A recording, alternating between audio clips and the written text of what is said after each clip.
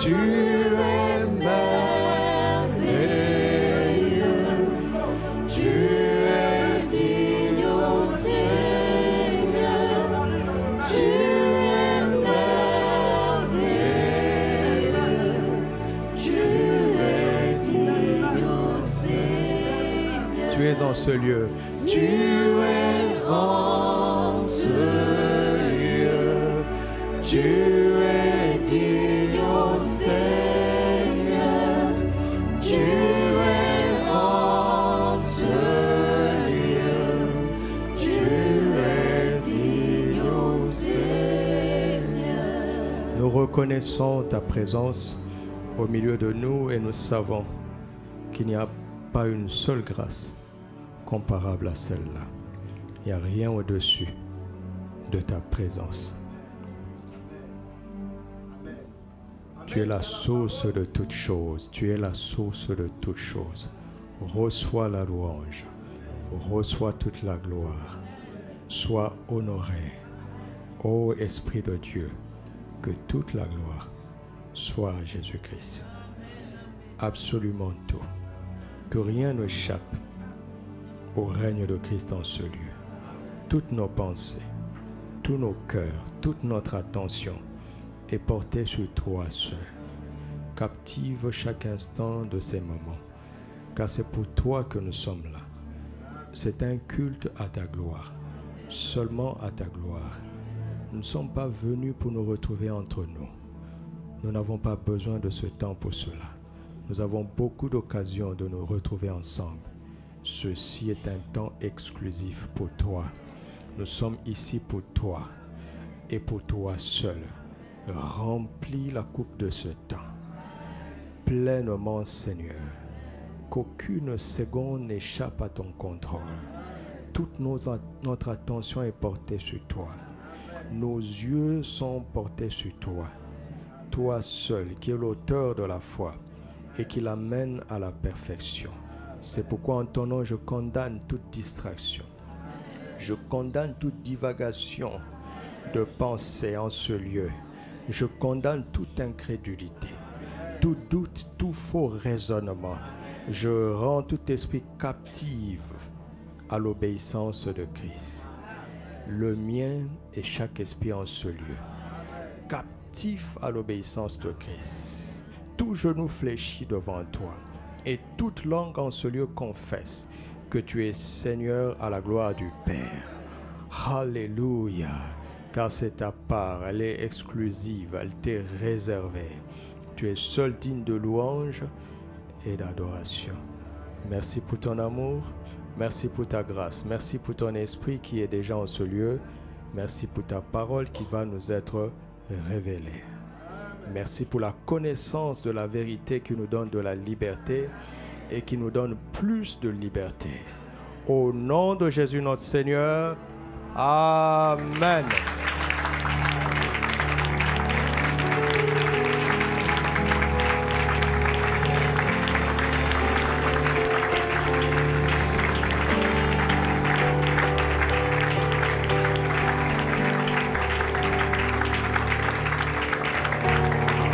Alléluia. Asseyons-nous dans sa présence. Shalom, bien-aimés frères et sœurs. Bienvenue dans la présence du Saint-Esprit. Alléluia. Nous rendons grâce à Dieu pour ce dimanche. Nous saluons notre bien-aimé pasteur Mathieu et son épouse qui nous fait l'honneur de nous visiter. Pour qu'on vous voit. Alléluia. Merci. Vous les avez bien vus, non? Ils servent le Seigneur ici dans cette ville. Comme ça, si vous les rencontrez dans la rue, vous les saluez respectueusement. Merci, bienvenue parmi nous. Alléluia. Nous sommes ensemble, n'est-ce pas? Tous ceux qui servent Jésus-Christ méritent notre honneur. Parce qu'ils nous aident comme on les aide. C'est ensemble que nous glorifions le Seigneur Jésus-Christ. Alléluia. Je salue nos amis dans les tabernacles qui nous suivent, le tabernacle Saveur Divine, nous vous saluons. Le tabernacle Ambassade et Justice Divine, nous vous saluons aussi là où vous êtes. Que la grâce de Dieu abonde parmi vous. Alléluia. Béni soit le Seigneur. Votre pasteur, le pasteur Elie, est à Stade au tabernacle Grâce Divine. Il apporte la parole ce soir, ce matin. Ce matin. Réveille-toi, pasteur, réveille-toi. Le TDA, c'est le tremplin de l'avenir. C'est cela, il faut bien préciser, hein, frère Evra. TDA, tout le monde ne comprend pas forcément. C'est le tremplin de l'avenir, c'est le rendez-vous de chaque été dédié à nos enfants. C'est le séminaire des enfants. En attendant qu'on ait les locaux pour avoir un camp où ils resteront ensemble, c'est 3 jours dans la présence de Dieu pour nos enfants. Cela va se passer ici, du 24 au 26.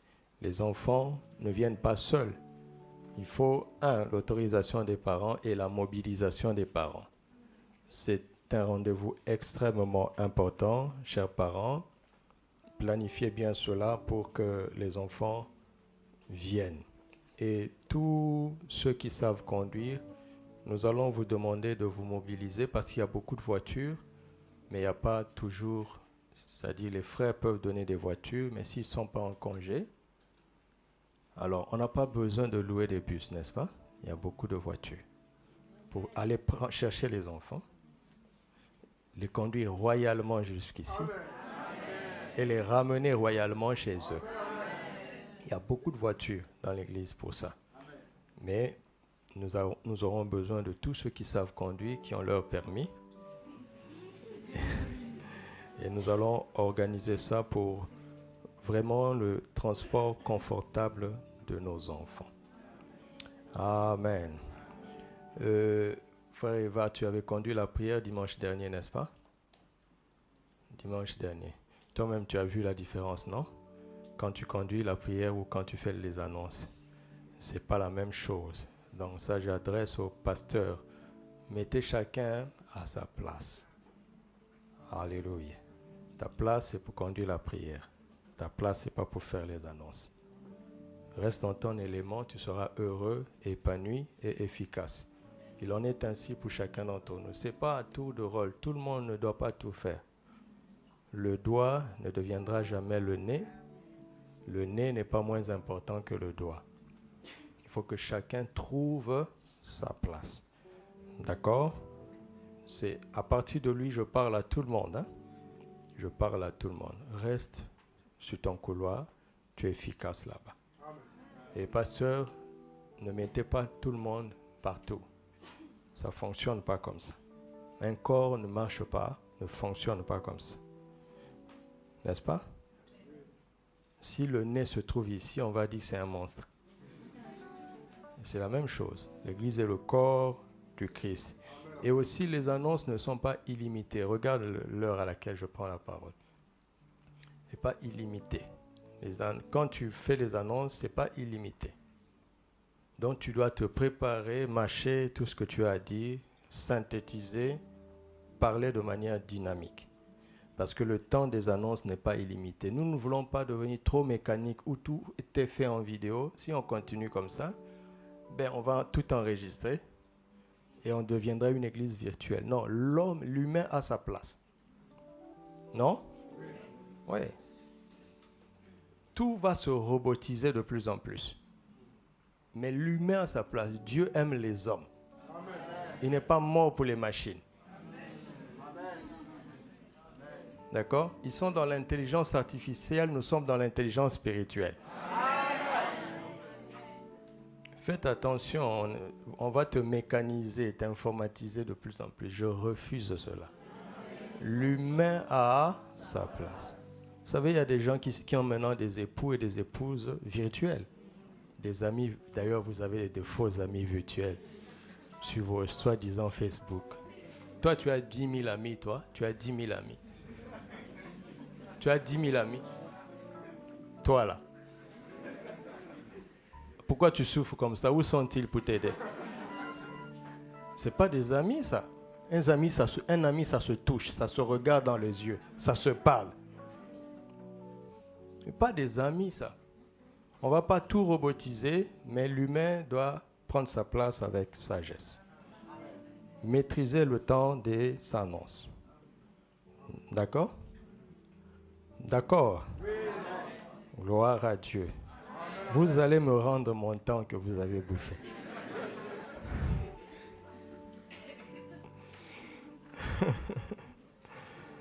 Gloire à Dieu. Lisons la parole de Dieu dans Jean chapitre 5, versets 19 à 20. Relisons ensemble. Jésus reprit donc la parole et leur dit: en vérité, je vous le dis, le Fils de l'homme ne peut rien faire de lui-même, rien.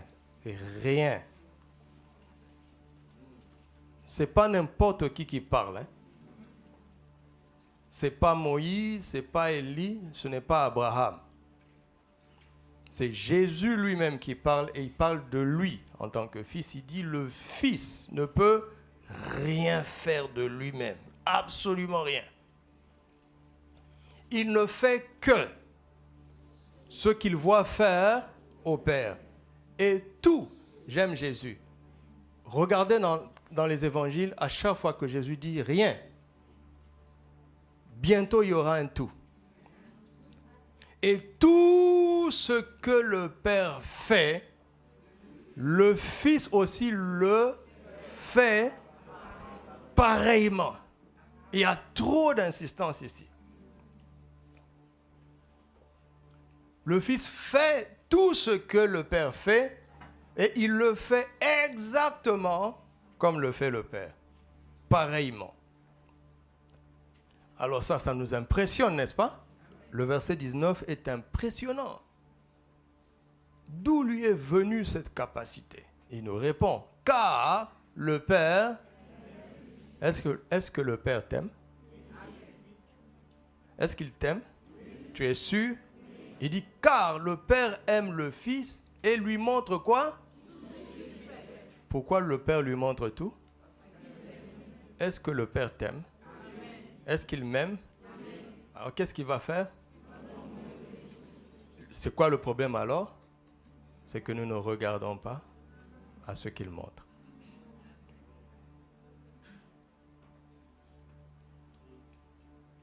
Ce texte est déjà en train de nous montrer.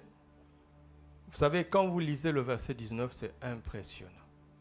On est complexé face au verset 19.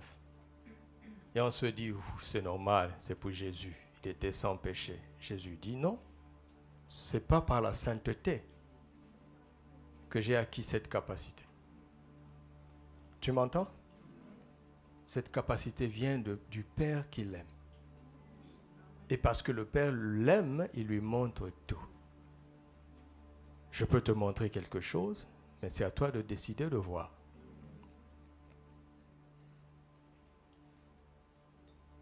C'est ça, non? Le Père aime le Fils et lui montre tout ce qu'il fait.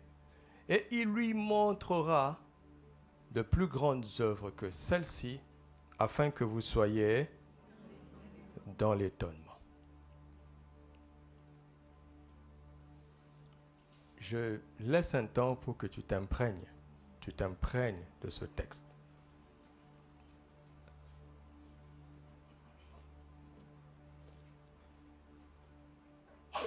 Chapitre 14, verset 10. Jean 14, verset 10. Jésus dit, « Ne crois-tu pas que je suis dans le Père et que le Père est en moi? Les paroles que je vous dis, je ne les dis pas de moi-même, et le Père qui demeure en moi, c'est lui qui les fait. » C'est pas moi. C'est le Père qui demeure en moi, c'est lui qui les fait. Mais il attend que je dise ces paroles. car il veille sur sa parole pour l'exécuter. Si tu dis la parole de Dieu, Dieu va l'exécuter. Si tu dis ta parole, tu vas l'exécuter.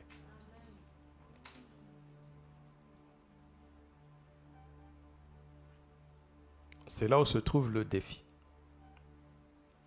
Si on vous demandait quel était le secret de la vie excellente, de la vie glorieuse de Jésus, ce n'est pas l'onction. L'onction est une chose extraordinaire. Nous en avons besoin. Mais ce n'est pas l'onction. L'onction intervient après. Le secret de Jésus, c'est qu'il faisait et disait ce qui venait du Père.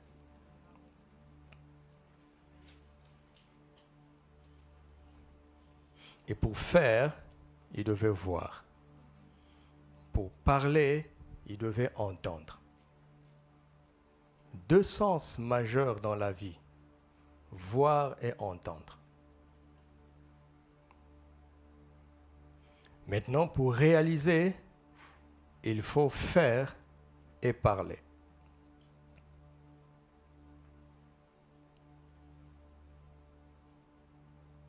Il voyait et il reproduisait en actes et en parole.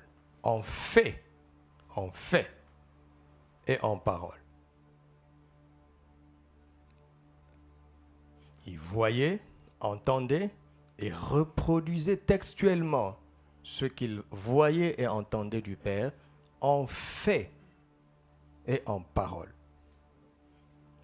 Je recommence. Il voyait et entendait ce qui venait du Père et il le reproduisait textuellement en fait et en parole.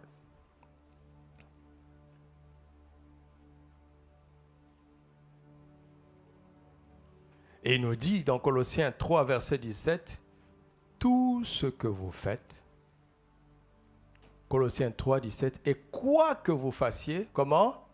En parole ou en œuvre, faites tout au nom du Seigneur Jésus, en rendant par lui des actions de grâce à Dieu le Père.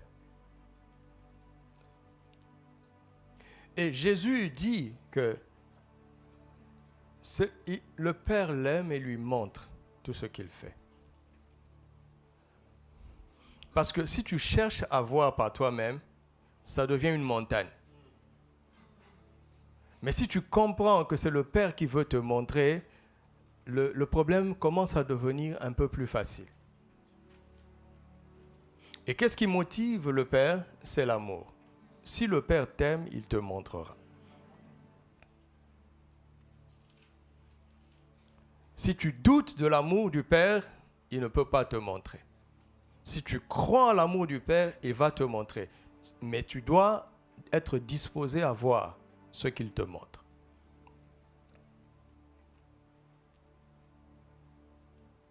Parce que Jésus a réussi, parce qu'il ne faisait rien sans avoir vu le Père faire. Et quand il avait vu, il reproduisait textuellement ce que le Père faisait.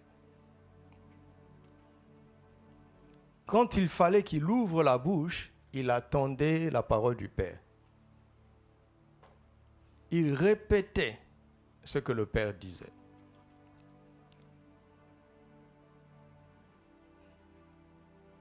Il n'avait aucune initiative venant de lui-même. Il s'attendait au Père. Il s'attendait au Père. Il s'attendait au Père. Ceci est à notre portée.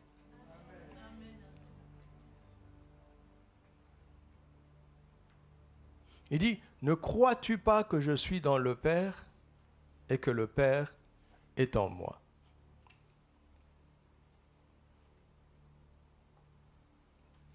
Ne crois-tu pas que je suis dans le Père et que le Père est en moi? Et c'est le Père qui demeure en moi, c'est lui qui fait ses œuvres. Par exemple, si le Père te montre que tu dois imposer les mains à un malade, tes mains restent apparemment ordinaires. Mais si tu vas faire simplement, obéir, tu exécutes ce que tu as vu le Père faire et tu dis au nom de Jésus, sois guéri.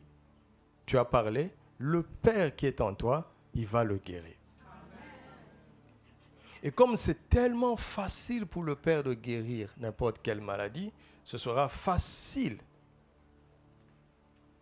à cette personne à qui tu imposes les mains de recevoir la guérison. Pourquoi? Parce que ce n'est pas difficile pour le Père. Mais quand on est conscient de nous-mêmes, on empêche le Père d'accomplir ses œuvres. Pourquoi sommes-nous plus prompts à imposer les mains à une personne qui a des maux de tête et à hésiter quand c'est un aveugle? Cela veut dire que quelque part au fond de nous, sans vraiment l'assumer, nous comptons sur nous. Parce que pour le Père, cela ne fait aucune différence. Maux de tête, aveugle ou mort, ça n'a aucune différence. Alléluia. Y a-t-il quelque chose qui soit étonnant de la part du Père?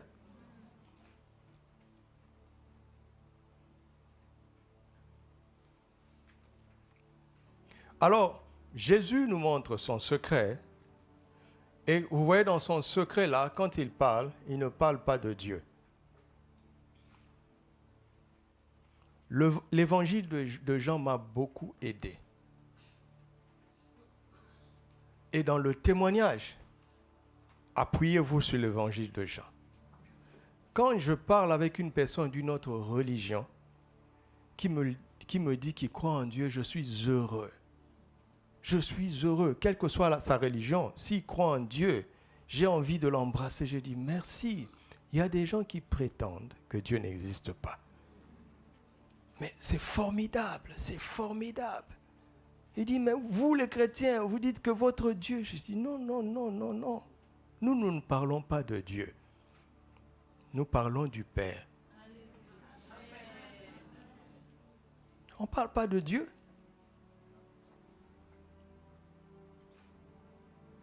Je suis d'accord avec vos règles religieuses pour atteindre Dieu. Je suis d'accord avec ça.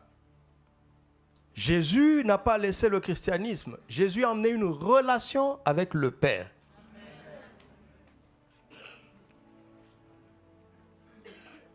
Faites ça, ça va les toucher. Jean 1, 18, il dit, personne n'a jamais vu Dieu. Toutes les religions vont dire Amen. N'est-ce pas? Nous sommes d'accord. Mais le Fils unique qui est dans le sein du Père est celui qui l'a fait connaître. Il l'a fait connaître. Il l'a fait connaître. Il a fait connaître qui? Le Père. Pas Dieu. Tu vas connaître Dieu comment? Tu vas faire comment? Jésus n'est pas venu pour ça. Il est venu pour faire connaître Dieu en tant que Père. Il est venu afin que l'humain puisse retrouver la possibilité d'avoir une relation filiale avec Dieu en tant que son Père. Il n'appelle plus Monsieur Dieu, Sa Majesté Dieu. Non, il vient dans sa présence sans protocole. Aucun ange ne peut l'arrêter. Ce n'est pas un ministre qui vient voir Sa Majesté Dieu. Non, c'est son Fils qui vient Abba Père et qui se jette sur ses genoux. Aucun Gabriel, aucun Michel, aucun Séraphin ne peut t'empêcher. Sans protocole. Si tu es conscient que c'est papa. Tu m'entends? C'est papa, Abba Père. C'est cela que Jésus est venu faire. Dans Jean 14, verset 6, il dit, « Je suis le chemin, la vérité et la vie. » Ne vous arrêtez pas là. Il dit, « Nul ne vient au Père que par moi. » Il n'est pas le chemin pour conduire à Dieu. Non, non, non, non. Il est le chemin pour conduire au Père. Si les hommes se sont accordés pour inventer un chemin pour conduire à Dieu, laissez-les. Ils n'arriveront jamais. C'est un voyage infini. Tu vas atteindre Dieu comment? Il habite une lumière inaccessible. Jésus n'est pas venu résoudre ce problème-là. Non, il est le chemin pour conduire chaque humain vers Dieu en tant que Père.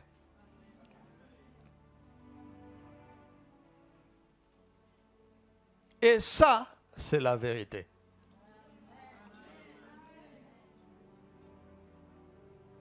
Alors, il explique. Il explique. Regardez, par exemple, le verset 18. Il dit, « Je ne vous laisserai pas orphelins, mais je viendrai en vous. » Je ne vous laisserai pas orphelins. Un orphelin, c'est qui?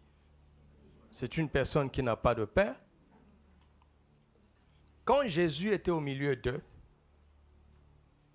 et parce que le Père demeurait en lui, à travers Jésus, ils étaient en relation avec le Père. Ils n'étaient pas orphelins, parce que Dieu le Père était incarné dans la personne du Christ, de son Fils. Mais le voici qui dit qu'il va s'en aller. S'il s'en va, le Père s'en va, on reste orphelin.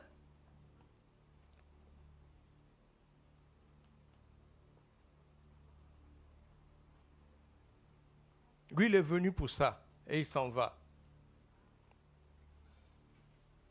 Il dit, mais je viendrai à vous. Si je viens, ou si je reviens, sachant que le Père est en moi, le Père revient. Comment, Seigneur? Encore un peu de temps et le monde ne me verra plus. Mais vous, vous me verrez, car je vis, vous aussi vous vivrez. En ce jour-là, vous connaîtrez que je suis en mon Père, et vous êtes en moi, et que je suis en vous. Celui qui a mes commandements et qui les garde, c'est celui qui m'aime. Et celui qui m'aime sera aimé de mon Père. Je l'aimerai et je me ferai connaître à lui. Jude, non pas l'Iscariote, lui dit, « Seigneur, d'où viens-tu que tu te feras connaître à nous et non au monde ?» Il lui répondit, Jésus lui répondit, « Si quelqu'un m'aime, il gardera ma parole et mon Père l'aimera et nous viendrons à lui et nous ferons notre demeure chez lui. » Tu as entendu ça? Je ne suis pas en train de prêcher, nous sommes en train de lire. Jésus me dit, si je l'aime, je dois garder sa parole. Alors son Père l'aimera, et lui et le Père viendront, ils feront leur demeure chez moi. Donc, je vais arriver à avoir ce que Jésus avait quand il était sur terre, le Père demeurait en lui. Et si je garde la parole du Seigneur parce que je l'aime, le Père demeurera en moi à travers lui. Parce que Jésus est un avec sa parole. Vous le savez, n'est-ce pas? Il est un avec sa parole. Je garde sa parole, il demeure en moi, et comme le Père ne le quitte jamais, s'il est en moi, le Père est en moi à travers lui. Alléluia. Ça, c'est la réalité de toute personne qui est née de nouveau, qui est en train de me suivre. Que tu le saches ou que tu ne le saches pas, si tu es vraiment né de nouveau, tu as reçu le pouvoir de devenir enfant de Dieu.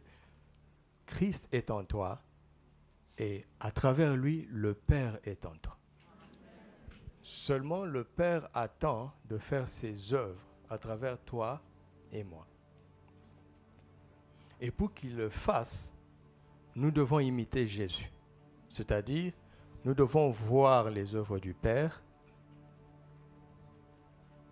et prendre la décision de les manifester par la foi.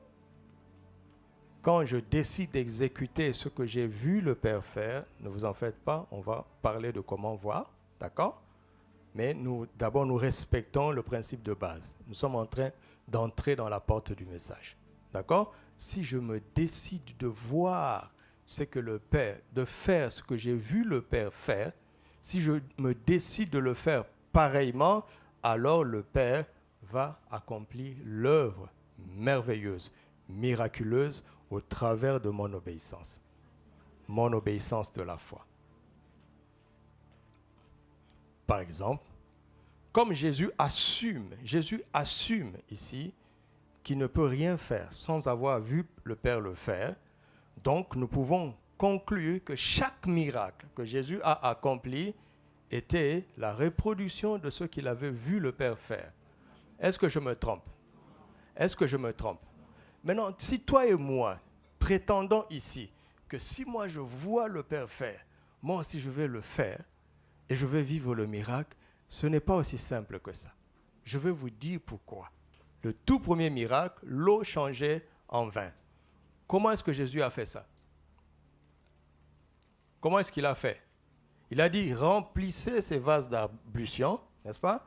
Puisez et allez donner au maître de cérémonie. Je parle le français courant, je ne parle pas le Louis II. Parce que vous parlez l'ordonnateur du repas. Mais quand on parle les uns les autres, on ne parle pas d'ordonnateur, n'est-ce pas? Le jour de ton mariage, est-ce que tu as désigné un ordonnateur du repas? Parle français, un français simple. D'accord? Allez donner au maître de cérémonie. Regarde, si tu étais dans cette situation, les gens ont besoin de vin. Tu as vu que pour le Père, le vin allait venir de l'eau d'ablution. Tu as vraiment vu. Est-ce que tu vas oser faire pareillement? C'est là où on est chaud. Il y a beaucoup de choses qu'on a vues, qu'on n'a pas osé. Parce que ça semble insensé.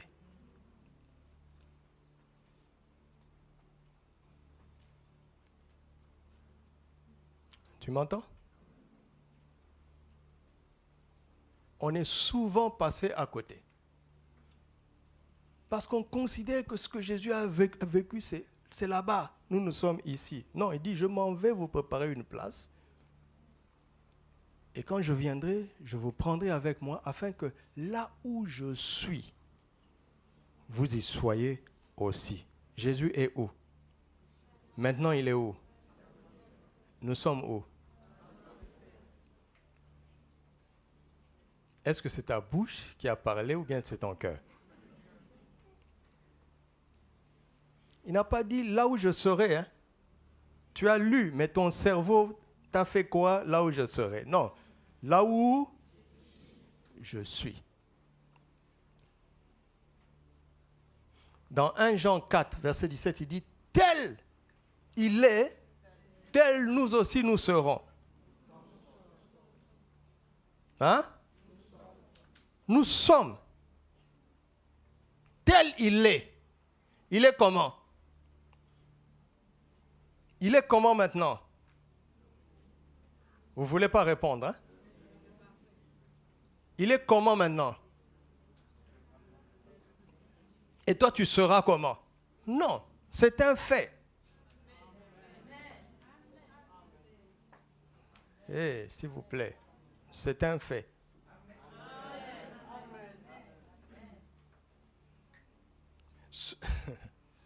Si tu vois comment papa résout ses problèmes, je ne suis pas sûr que tu vas vouloir le reproduire.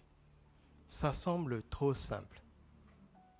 Ça semble trop banal pour un si grand problème.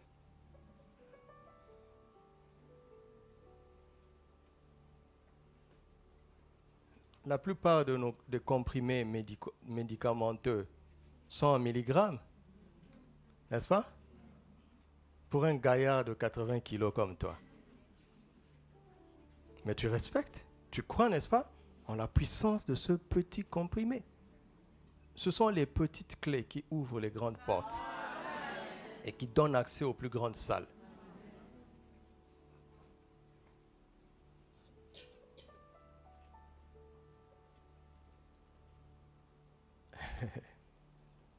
Si tu pensais ceci, te disant, le jour où moi je verrai les œuvres du Père, je vais les reproduire, tu te trompes. Tu vas être choqué par la simplicité des solutions paternelles. D'accord? En Nombre 21, ils ont désobéi, ils ont murmuré, et les serpents brûlants sont venus les mordre. Et le peuple a commencé à tomber. Moïse a crié à l'Éternel, et l'Éternel lui a donné une solution. Fais un serpent d'airain et élève-le. Quiconque regardera conservera la vie.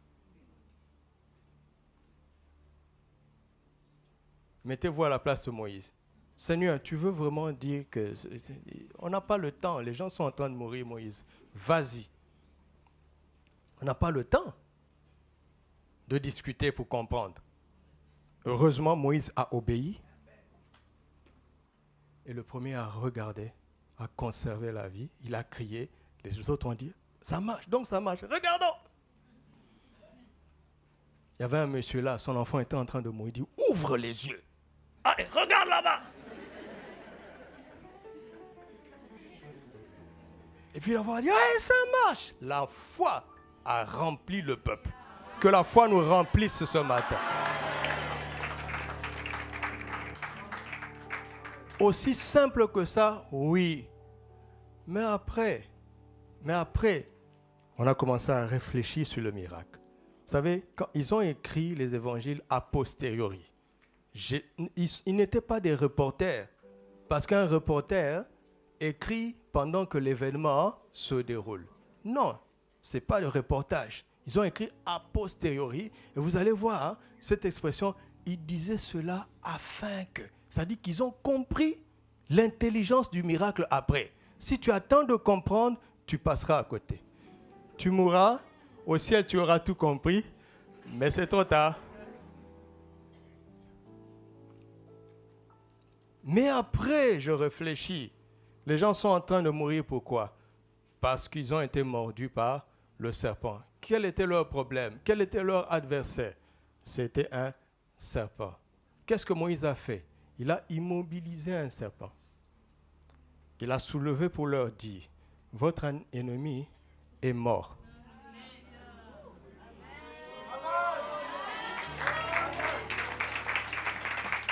La source de ce venin est vaincue. Soit tu crois à la puissance du venin ou tu crois à la faiblesse de son auteur. Et c'est ça la croix que nous devons regarder. Il est vaincu, Satan. La cause de tous ces problèmes a été vaincue à la croix. Puisque Jean 3,16 commence au verset 15. C'est ça le problème. Car Dieu a tant aimé le monde. On ne commence pas un discours avec car. N'est-ce pas? On ne commence pas un discours avec car.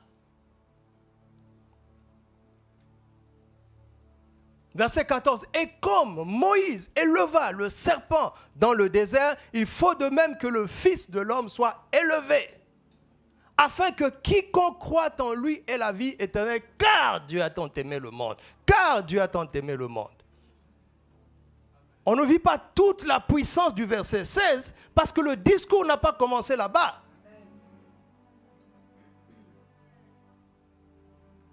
À la croix, le serpent a été vaincu. Il suffit de regarder ça. Si tu vois ce que le Père voit à la croix, c'est fini. Et Satan dit au démon, ah, il a compris. Il a vu notre jeu. Mais si tu n'as pas vu et que tu ne sais pas, sur la base de ton ignorance, ils vont agir.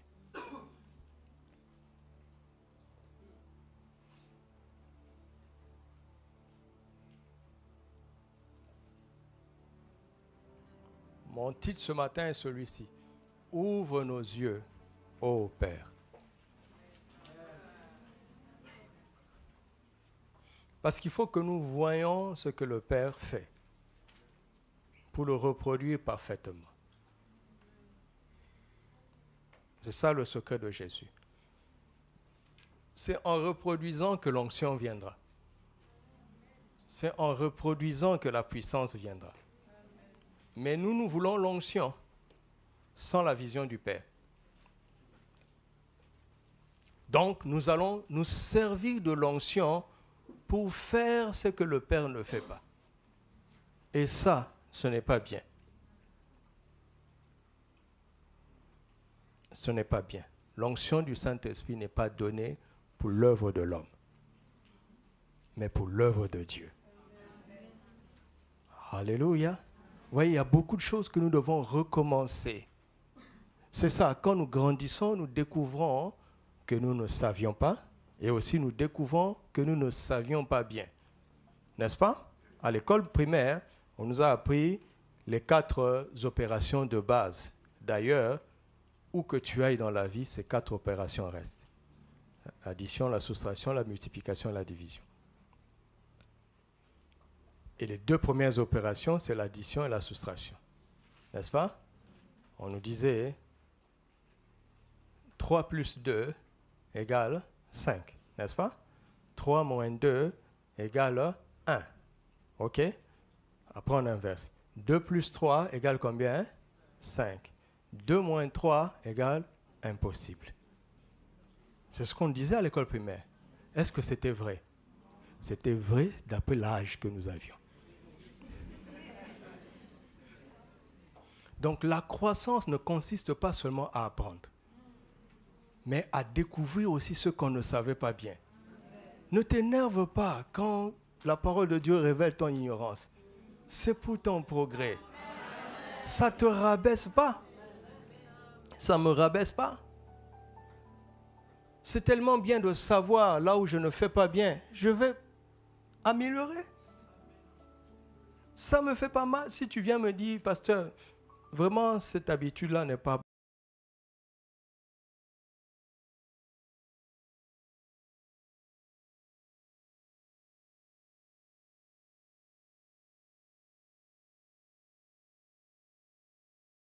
Il y a des choses que nous ne savons pas. Il y a des choses que nous ne savons pas bien. 2 moins 3 n'est pas impossible. Et quand on a progressé, on a pris un plus grand ensemble, là il y a le nombre négatif. N'est-ce pas? Et on a progressé, quand on apprend les racines carrées, on dit les racines carrées négatives n'existent pas. Les chiffres, non, c'est pas vrai. C'est pas vrai. Après, on a appris les nombres complexes. C'est là qui nous introduit dans les 2 dimensions. Oubliez ça très vite. Si tu n'as pas fait ça, oublie ça très vite. C'est grâce aux nombres complexes qu'il y a l'électricité. Les applications de l'électricité. Et ainsi de suite. Et on découvre des ensembles de plus en plus grands, de plus en plus grands, de plus en plus grands. Mais ce n'est pas fini. Ce n'est pas fini.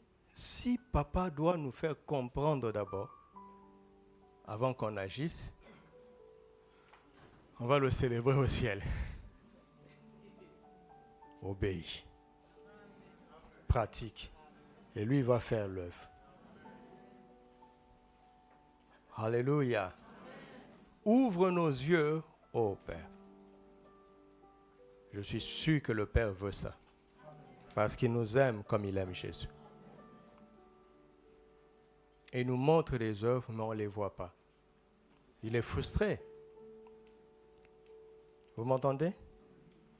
Il est frustré. Tu montres la solution à ton enfant, il ne la considère pas. Tu es triste de le voir ramer alors que la chose était simple.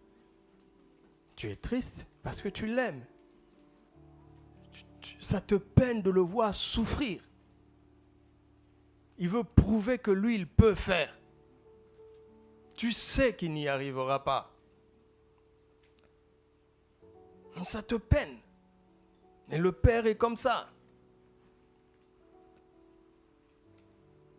C'est pourquoi il m'a envoyé nous montrer comment nous allons faire cette prière. Ouvre nos yeux, ô Père, afin que nous puissions voir tes œuvres. Alléluia. Et ce qu'il va te montrer, va le faire pareillement. Il va accomplir l'œuvre au travers de ton obéissance de la foi. Vous êtes prêts? Est-ce que vous êtes prêts? Alors, dans la parole de Dieu, il y a 3 manières de voir. Il y a 3 manières de voir. Dieu est le Dieu du naturel.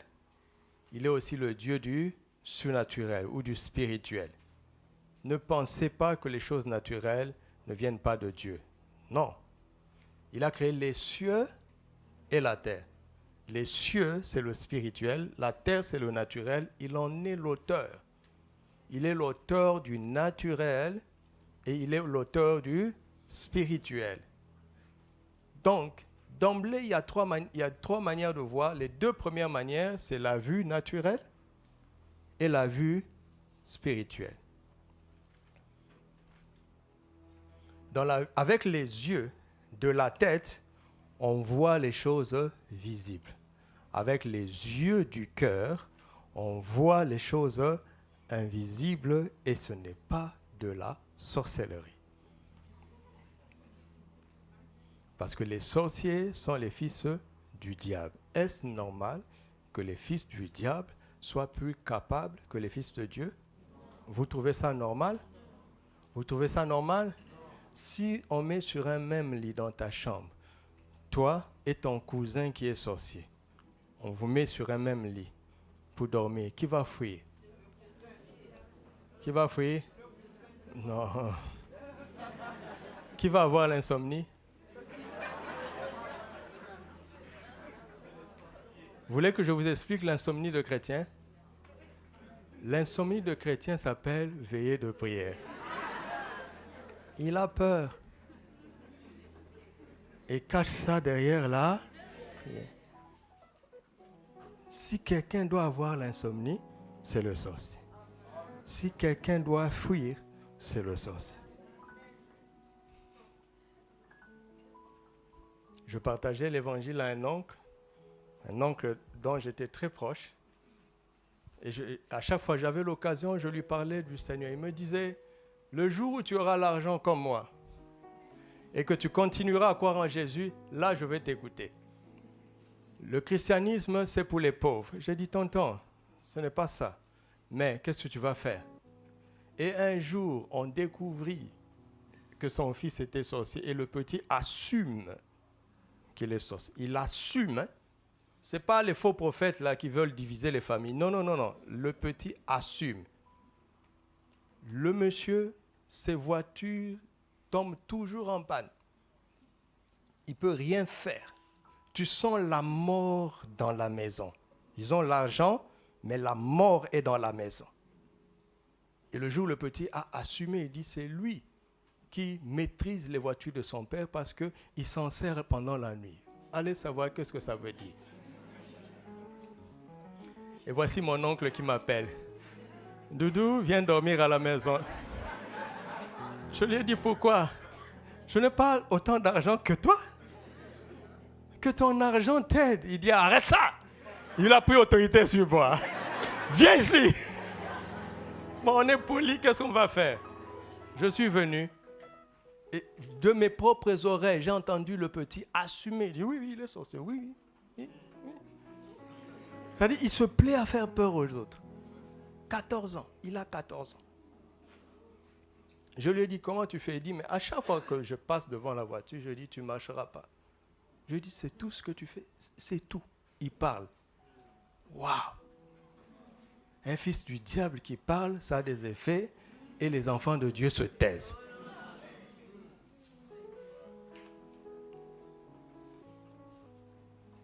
Alors, le soir, c'est un garçon, je suis un garçon.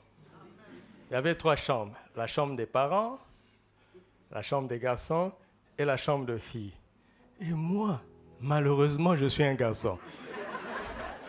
Vous comprenez pourquoi je dis malheureusement? Parce que je vais dormir dans la mauvaise chambre avec le mauvais compagnon. Vous savez quoi? Le petit s'attendait à ce que je dorme au salon. Parce que lui, il est sorcier. Je suis venu dans la chambre, je me suis assis. J'ai eu une longue journée. J'étais physiquement fatigué. Puis, je n'avais pas prévu d'être là. Et puis, je n'avais pas envie d'être là. Sérieusement.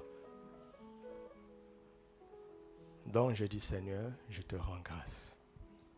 Merci pour cette journée. Merci de m'avoir emmené ici. Je te fais confiance. Tu vas nous conduire demain. Et puis, je m'allonge. Le petit me dit, c'est tout. Je dis, tu dis quoi? Il dit, c'est tout. J'ai dit, mais... Il m'a dit, mais c'est tout ce que tu fais comme prière? Je lui ai dit, tu veux que je prie comment? Pour faire court, lui n'a pas dormi toute la nuit. Et alors? Mais je n'étais pas comme ça avant. Mais c'est quand j'ai commencé à relire la Bible par moi-même. Parce qu'on nous a dit beaucoup de choses. Et puis j'ai commencé à voir que ça ne marchait pas. Ça ne marchait pas. J'étais dans une phase où je commençais à relire. Et la plupart des choses que je dis aujourd'hui, en dehors de ce que Papa Karambiri m'apprend, la plupart des choses que je dis aujourd'hui, je les ai appris à cette époque. J'avais 19 ans. Je n'étais pas pasteur. Quand j'ai commencé à faire fuir les sorciers, je n'étais pas pasteur. Ce n'est pas le don des pasteurs, c'est le don des enfants de Dieu. Est-ce que vous savez qu'il y a des pasteurs qui ne sont pas enfants de Dieu? Ne vous en faites pas, ce n'est pas le cas de pasteur Mathieu. Ça, je peux vous l'assurer. Mais entre nous, qu'on se le dise, il y a des pasteurs qui ne sont pas nés de nouveau. Non.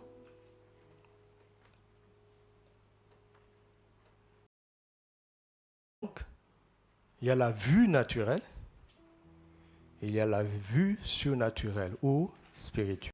Sais-tu que ta tête a des yeux? Est-ce que tu le sais? Tu le sais? Sais-tu que ton cœur a des yeux? Éphésiens 1, verset 17. Qu'il illumine quoi? Est-ce que je l'ai inventé? C'est écrit. Les yeux de la tête nous sont donnés pour voir les choses visibles. Les yeux du cœur nous sont donnés pour voir les choses invisibles. En fait, quand on dit invisibles, elles sont invisibles avec les yeux de la tête. Mais elles ne sont pas invisibles avec les yeux du cœur. Et regardez comment la parole de Dieu est intelligente. Il dit quoi? Qu'il illumine, quoi? Les yeux de nos cœurs. Ça veut dire quoi? Mais en français courant, qu'il ouvre vos yeux à sa lumière. Tes yeux fonctionnent bien, gloire à Dieu. Mais si on éteint toutes les lumières, tu ne vas rien voir. Tu n'es pas aveugle, mais il n'y a pas la lumière pour voir. Et il y a une certaine lumière qui permet à nos cœurs de voir. La lumière du soleil ne suffit pas. La lumière des ampoules ne suffit pas. Elle est trop faible pour voir les choses spirituelles. Elle est trop faible.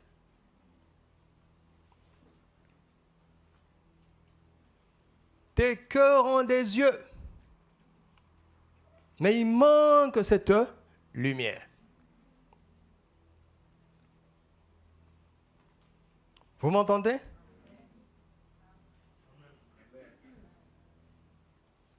Tout ce que tu vois est la réponse de ta rétine par rapport à la lumière.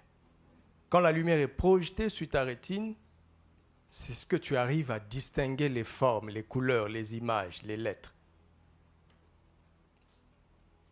L'œil a besoin de la lumière pour voir. Tout œil a besoin de lumière pour voir. L'œil naturel a besoin de lumière naturelle pour voir. L'œil spirituel a besoin de lumière spirituelle pour voir. le lieu très saint était obscur. Parce que l'étoffe dont il était couvert était tellement épais, avec plusieurs couches. La lumière du soleil ne pénétrait pas dans le lieu saint. La seule manière, le seul moyen de voir dans le lieu saint, c'était à travers le chandelier.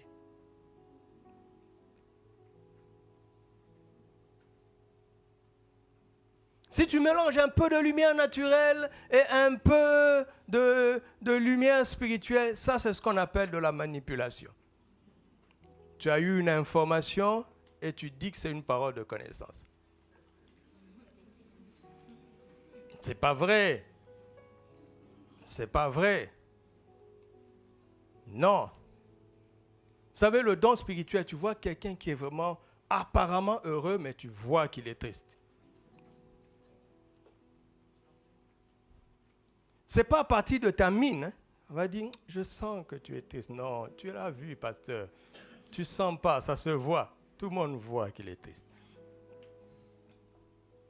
Il y a des gens, quand tu vois sa vie, tu sais qu'il est possédé. Tu n'as pas besoin de discernement. Oui ou non? Il n'y a pas besoin de don spirituel. Mais il y a des gens, il va faire tellement semblant que tu ne peux pas savoir jusqu'à ce que le discernement vienne. Et le discernement est choquant, hein, parce que l'information que le discernement donne est contraire à ce que les yeux voient.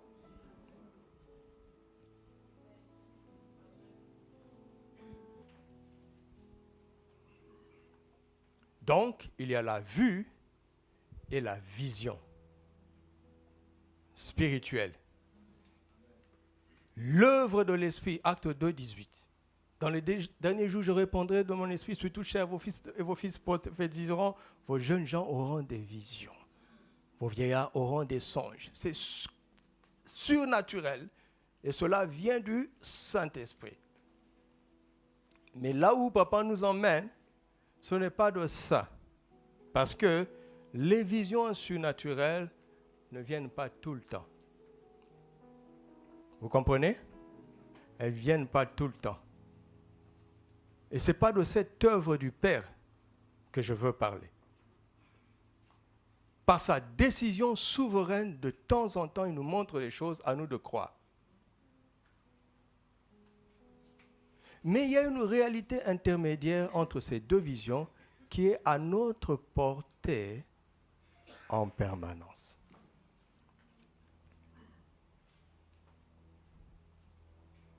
C'est la compréhension, la révélation de la parole. Alléluia. Tu vois, parfois tu expliques quelque chose à quelqu'un, tu expliques, après il dit, ah oui, je vois. Autrement dit, je comprends. C'est ça, n'est-ce pas? Comprendre, c'est voir intérieurement. Vous comprenez? Voilà. On ne parle pas de ça suffisamment. Et pourtant, c'est le thème de Jean 14. Quand Jésus explique son secret, il dit, si vous m'aimez, gardez mes commandements. Gardez. Il dit, c'est dans la parole.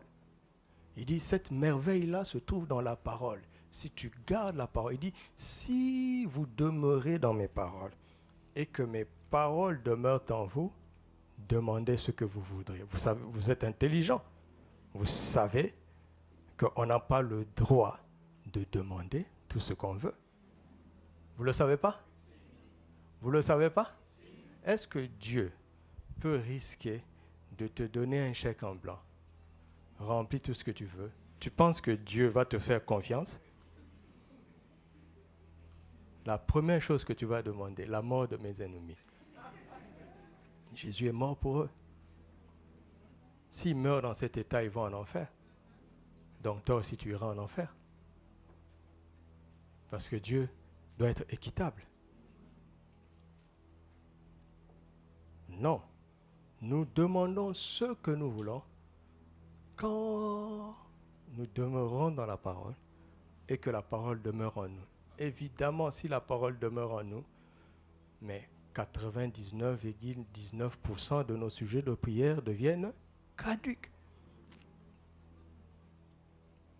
Tout ce que tu vas vouloir, la parole dit, non, feu rouge, il ne va te rester que des bonnes choses. Et ces bonnes choses-là, c'est exactement ce que le Seigneur avait prévu. Et donc là, tu te lèves avec assurance. Alléluia. Je vous donne un exemple. Supposons que je vais te recevoir à 14 heures et que j'ai prévu de te donner 15 000 dirhams.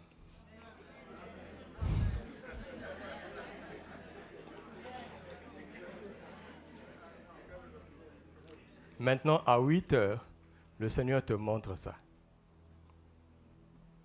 Si maintenant à 14 heures, tu entres dans mon bureau, je te dis, demande-moi quelque chose. Tu vas demander quoi? Et qu'est-ce que je vais faire? Je ne vais pas aller chercher. Je dis, prends, c'était déjà prévu. C'est ça le mystère. Faites de l'Éternel vos... Et il vous donnera quoi? Mais regarde, si l'Éternel devient tes délices, qu'est-ce que ton cœur désire? C'est lui.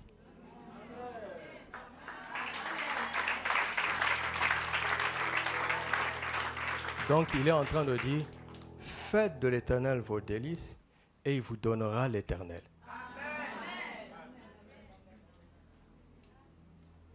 Il dit, demande-moi, Psaume 2, et je te donnerai les nations pour héritage. On lit vite. Nous, on pense qu'il dit, demande-moi les nations et je te les donnerai en héritage. Il n'a pas dit ça. Il n'a pas dit ça. Il a dit, demande-moi, demande ma personne. Si tu m'as, tu as les nations.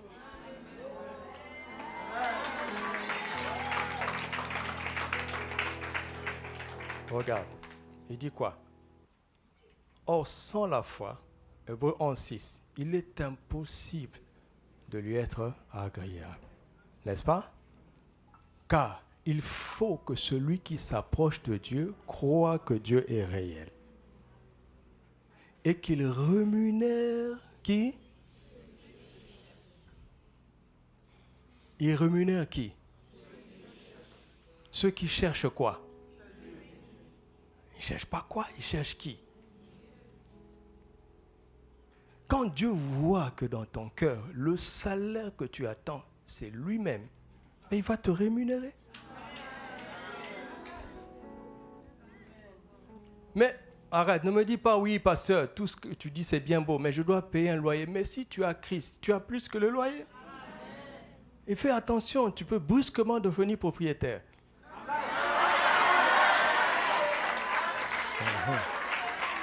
Brusquement. Ne laisse pas les choses de la tête te rabaisser. Tu es un fils de Dieu. Amen. Tout dépend de comment tu te regardes.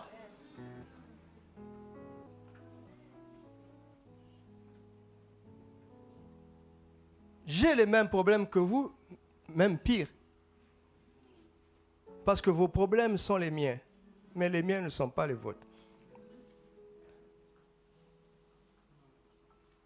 Élevez-vous, élevez-vous. Ne laissez pas ces difficultés-là vous ramener en bas. D'accord? Parce que si tu as plus, tu auras moins. Cherche le plus, tu auras le moins. Ce que je suis en train de vous dire est parfaitement concret. Ce n'est pas illusoire. Les choses réelles, la matière vient de Dieu. La matière vient de la bouche de Dieu. Si tu as Dieu, tu as l'immatériel et le matériel. Mais si tu as le matériel, tu n'as pas forcément l'immatériel. Résistez à ça, résistez à ça. Je vous ai lu les Écritures.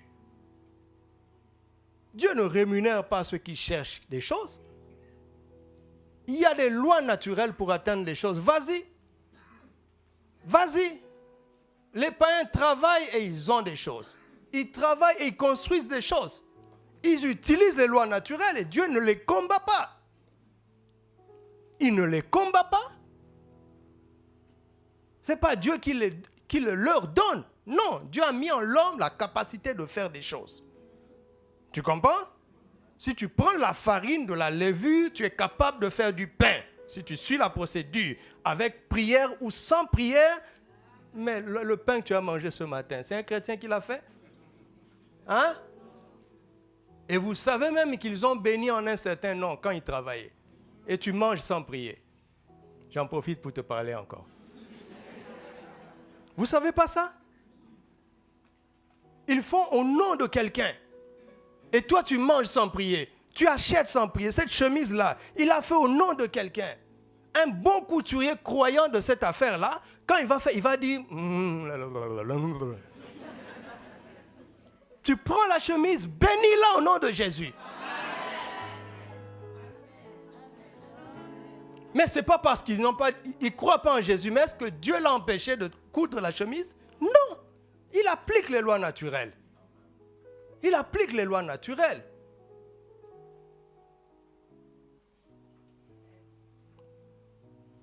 Mais nous n'allons pas prendre ce si glorieux nom, le nom de Jésus, pour faire ce que l'homme peut faire.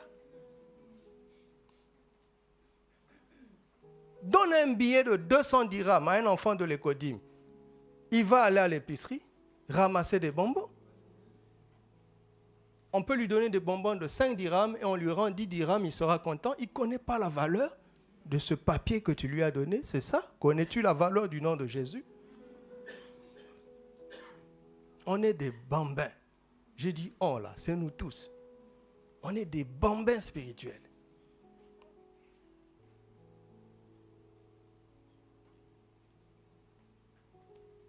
Est-ce que ton cœur aime le Père? Lui, il t'aime déjà. Est-ce qu'il est ta préoccupation quotidienne, ta passion quotidienne? Ne vis pas comme si tout était terrestre. Hein? Jésus dit dans Matthieu 6, mais ne vous inquiétez pas du lendemain. À chaque jour suffit sa peine. Tout ce que vous demandez là, les païens font de même. C'est Jésus qui le dit, non? Jésus ne l'a pas dit? Jésus ne l'a pas dit? Dans l'éternité, les 3 éléments du temps sont venus se rencontrer, sont venus rendre compte à Dieu. Monsieur hier est venu, Monsieur aujourd'hui est venu, et Monsieur lendemain aussi est venu. Il dit, Éternel, tu nous as envoyés dans le temps, mais tes enfants là, on ne les comprend pas. Et l'Éternel lui dit, parlez. Et hier prend la parole. Il dit, ton fils là, il s'attache à moi, mais je suis dépassé.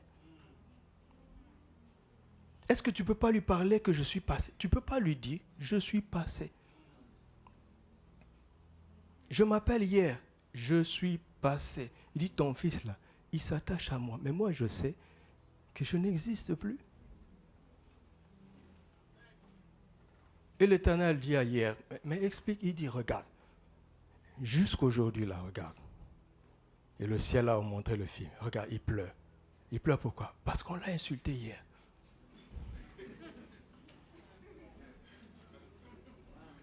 Et aujourd'hui, prend la parole. Aujourd'hui, il dit, regarde, je suis venu avec la joie. Il ne m'écoute pas. C'est moi qui suis présent.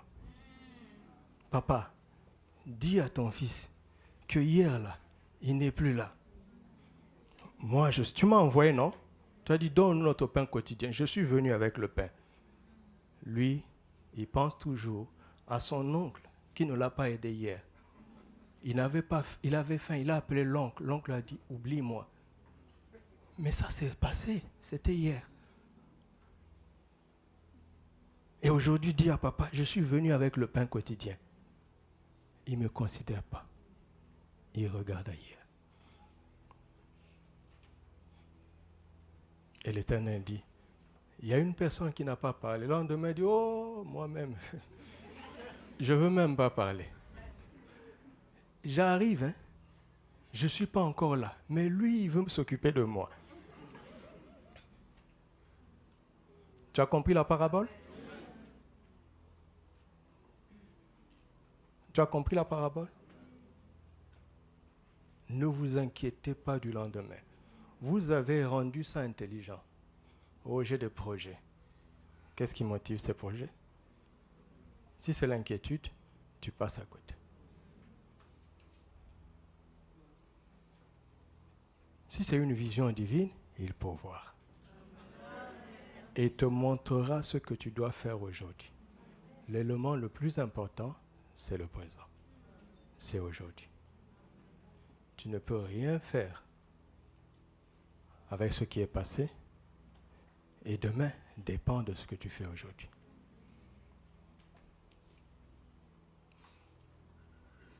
Qu'est-ce que tu cherches? Qu'est-ce que tu vois aujourd'hui? Je peux continuer? Est-ce que je peux continuer? Donc, il y a la vue, il y a la vision qui est spirituelle.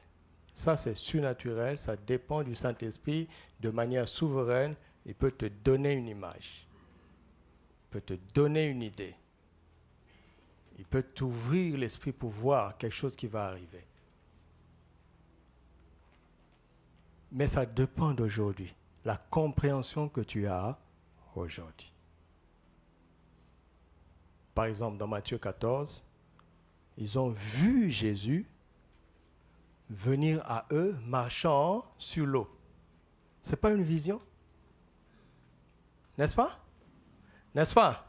Ce n'est pas une vision, mais comment il réagit? C'est un fantôme. C'est-à-dire que l'interprétation de ce que tu vois, ouais, je reste dans le naturel, hein. L'interprétation de ce que tu vois dépend des informations que tu as emmagasinées, des idées que tu as emmagasinées. Ils croyaient aux fantômes des apôtres de Jésus. Ils croyaient aux fantômes. Tu m'entends? Si je te dis ça, c'est quelle couleur? Tu vas dire c'est blanc. Non, c'est une convention. On a décidé de dire que cette couleur, c'est le blanc. On peut décider de dire que ça, c'est bleu. Donc, il ne suffit pas de voir. Ton interprétation dépend des informations que tu as en amont. Donc, la parole de Dieu travaille aussi dans les choses de la vue. Je parle aux frères. C'est qui une femme belle? Quand est-ce qu'une femme est belle? Si tu as grandi en Mauritanie, il faut qu'elle soit très forte. C'est ça la beauté. Donc si tu as grandi là-bas, pour toi, c'est ça la beauté. Tu vas dans un autre milieu, il faut qu'elle soit mince. C'est ça la beauté. Donc, c'est subjectif tout ça. Vous comprenez? Donc, c'est la parole de Dieu qui va corriger même notre vue. Donc, c'est la compréhension de la parole de Dieu. La compréhension de la parole de Dieu va corriger même ta vue. La compréhension de la parole de Dieu va te donner le discernement sur les visions, soi-disant spirituelles. Alléluia. Paul nous dit que l'évangile que je vous dis, si même un ange vient vous dire le contraire, qu'il soit maudit. Mais un ange, c'est une vision spirituelle. Ce n'est pas parce que tu vois un ange que c'est un ange de lumière.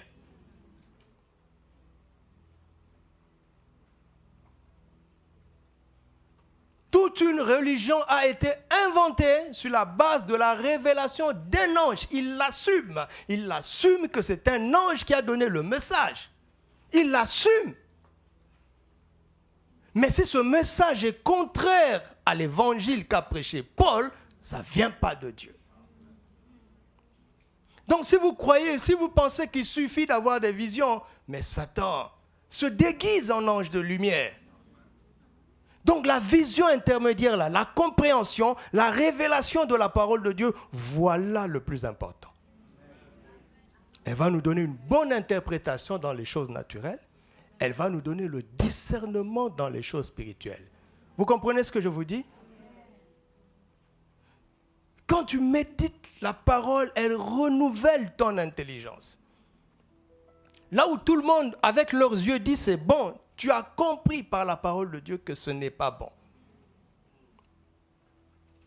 Là où tout le monde dit c'est l'esprit qui agit, tu as compris par la parole de Dieu que ce n'est pas l'esprit.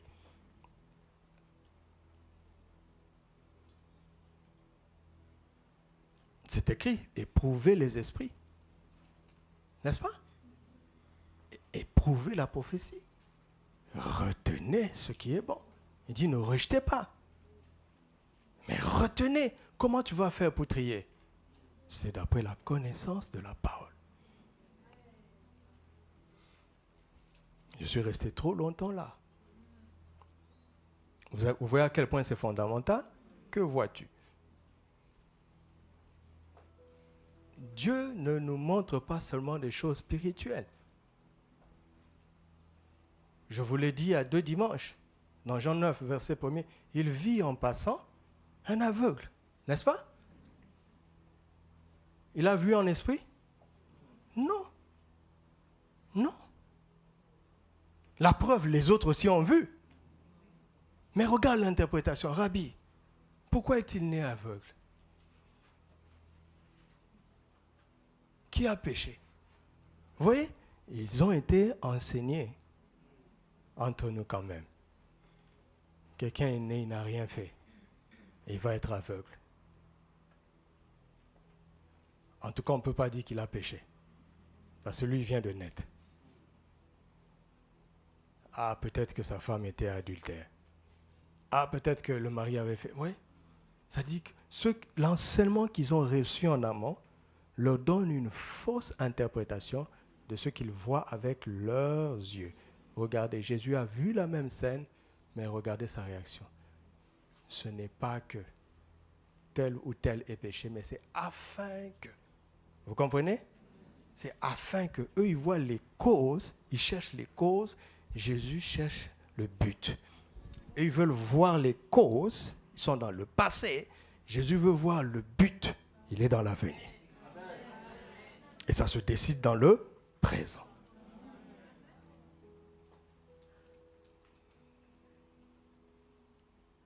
Dieu te parle. Dieu te parle. Comme l'année passée. Je roulais et j'ai constaté que des belles cliniques se sont multipliées dans la ville. N'est-ce pas? N'est-ce pas? Ce n'est pas une vision. Mes yeux ont vu, mais c'est beau quand même. Hein? Et là, l'Esprit a commencé à me parler. Il dit, mais vous devez vous lever. Si le business de la santé marche, ça veut dire quoi? Il y a de plus en plus de malades. À partir de ce que mes yeux ont vu.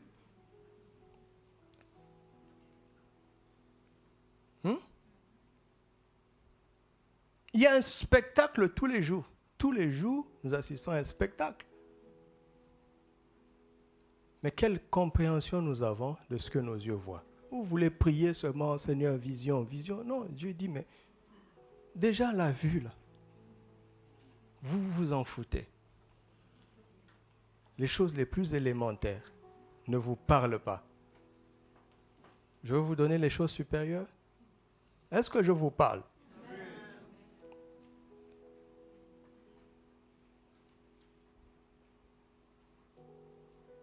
C'est ça. Pendant 30 ans, Jésus se promenait et disait, mais papa, qu'est-ce que toi tu fais de tout ça? Vous pensez que c'était automatique? Vous savez, quand tu vois trop quelque chose, tu t'habitues à cela et tu finis par l'accepter. Jésus a refusé d'accepter. Il a persévéré dans son refus d'accepter la condition de l'humanité qu'il voyait tous les jours pendant 30 ans.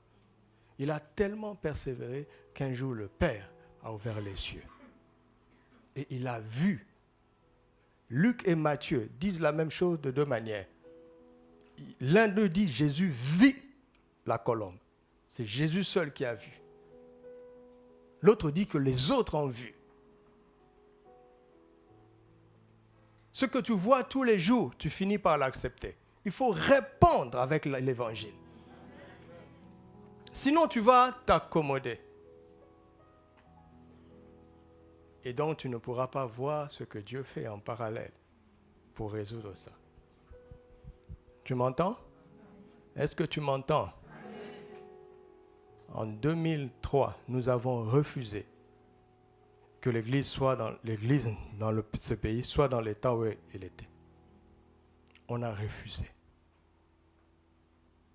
Et les responsables ont décrété des jours et des jours de jeûnes de prière nationaux. Tout ce que vous voyez aujourd'hui, que ce soit les TPV et les autres églises qui se multiplient, ça vient de là. Ça vient de là. Mais avant, les chrétiens avaient accepté. Oh non, c'est comme ça. Ici, c'est comme ça. Qui vous a dit que ça doit être comme ça? La terre appartient à Dieu. Et Dieu est notre papa. Pensez un peu à toutes ces âmes qui meurent sans connaître Jésus. Pensez un peu à ça. Allez dans les CHU. Allez-y. Allez-y. Ils meurent sans espérance. Ou bien tu penses qu'ils vont être sauvés? Dieu va se débrouiller. Non, Dieu nous a dit ce que nous devons faire. Je sens un petit froid là. Il y a un seul nom qui a été donné sous le ciel, par lequel on peut être sauvé. C'est quel nom? Est-ce qu'il y a une ambiguïté là-bas? Non. On va rester spectateur? Non. Mais on n'a pas de capacité? Oui. Mais le Père, lui, il n'est pas incapable. Le Père a des solutions. Mais si tu es insensible, il ne va pas se servir de toi.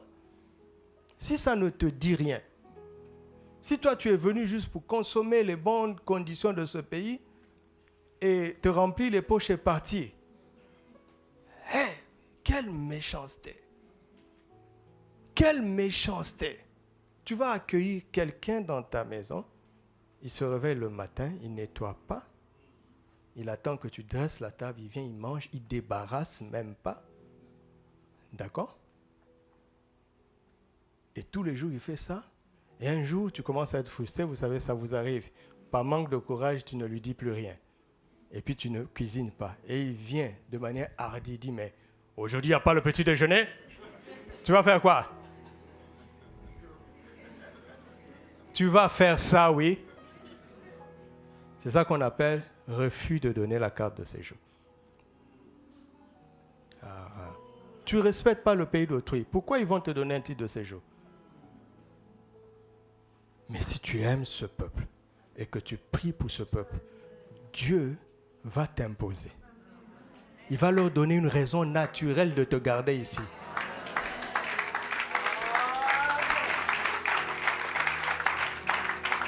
Ils ne vont pas tout comprendre, mais le propriétaire de la terre va les persuader. Abandonnons cet égoïsme-là. Vous voyez, hein? Les évangéliques, sous prétexte qu'ils connaissent le Saint-Esprit, ils veulent toujours le spirituel, le spirituel. Tout ce que tu vois tous les jours, tu n'as aucune interprétation biblique de ce que tes yeux voient. Tu penses que le Père va te montrer les choses supérieures? Il va faire ça? Même pour un court séjour, même pour des vacances, tu peux être un élément déterminant pour l'avancée du royaume des cieux. Tu m'entends? Ne fût-ce que prier. Ne fût-ce que prier pour le pays. Ne fût-ce que prier pour le peuple. Ça, c'est difficile? C'est difficile?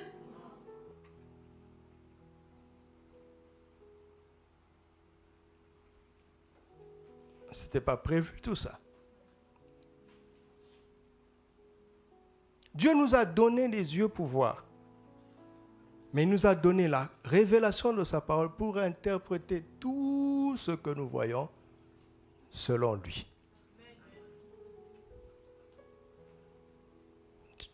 Tu m'entends? Est-ce que tu saisis ce que je te dis? Donc, c'est ça qui est fondamental. Notre relation avec la parole. Il dit, si vous m'aimez, gardez ma parole et mon Père vous aimera. Or, quand le Père aime, il montre. N'est-ce pas? Mais qu'est-ce qui emmène le Père à faire ça? C'est notre relation avec la parole. La parole, la parole. la compréhension que nous avons de l'évangile. La compréhension que nous avons de l'évangile. Cette vision intermédiaire-là va nous donner de réussir dans la vue et dans la vision. Dans les choses naturelles et dans les choses spirituelles. La compréhension que nous avons de la parole. Le Saint-Esprit nous attend là-bas. Vous m'entendez? Ça commence là-bas. Je veux dire un élément et je veux continuer peut-être jeudi.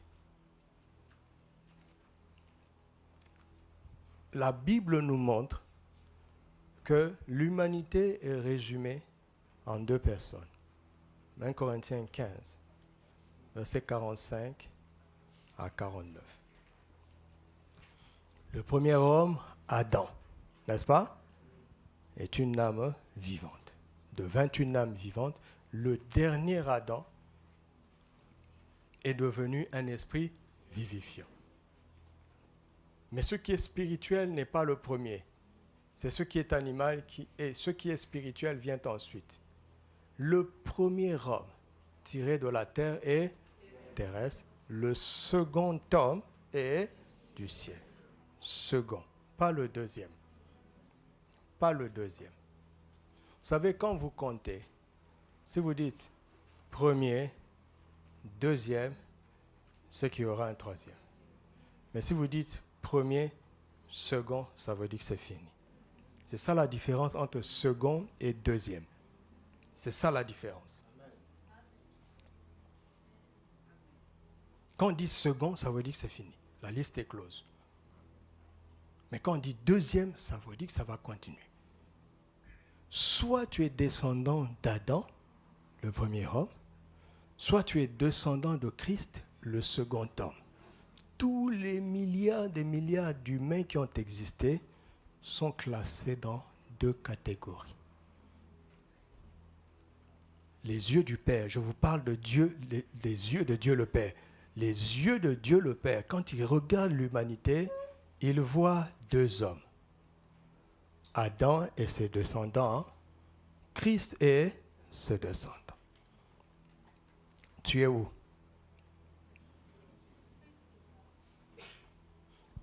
Mais Luc 3, verset 37 nous montre que Dieu était le père d'Adam, puisqu'on dit Adam, fils de Dieu. Adam a connu Dieu en tant que son père. Mais le péché lui a privé de cette relation filiale.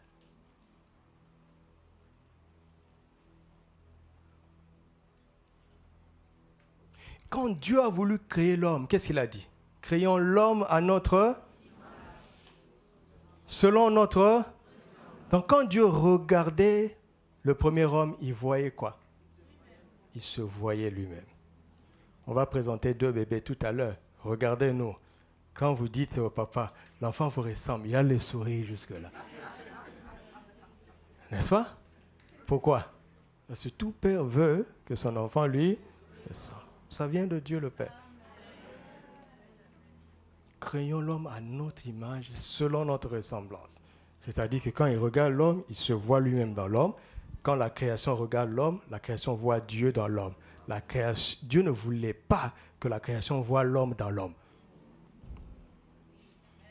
Dieu voulait que la création voie Dieu dans l'homme. Et Dieu ne voulait pas voir l'homme dans l'homme. Dieu voulait se voir en l'homme. Je suis en train de vous parler de la vision du Père.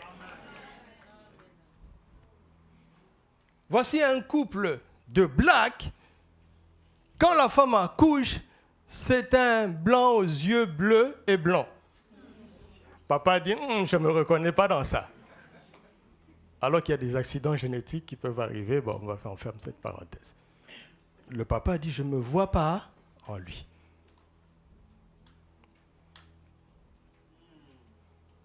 Mais quand le péché est entré, regardez, Genèse 5, voici le livre de la postérité d'Adam. Adam a un livre de sa postérité. Lorsque Dieu créa l'homme, il le fit à la ressemblance de qui? De Dieu. Regardez la précision de l'Écriture. Parce que s'il dit, à cause de ce qui va être dit après, s'il dit, lorsque Dieu créa l'homme, il le fit à sa ressemblance, le ça là, ce serait qui? Lui ou bien l'homme? Mais à cause de ce qui va être dit dans la suite, lisons, verset 2, il créa l'homme et la femme, il les bénit et il les appela du nom d'homme lorsqu'il fut créé. Adam, âgé de 130 ans, engendra un fils à qui?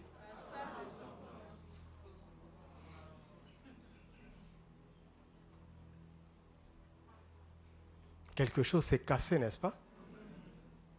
Si Adam était à la ressemblance de Dieu, l'enfant qu'il engendrerait devait être à la ressemblance de Dieu. Mais quelque chose s'est cassé.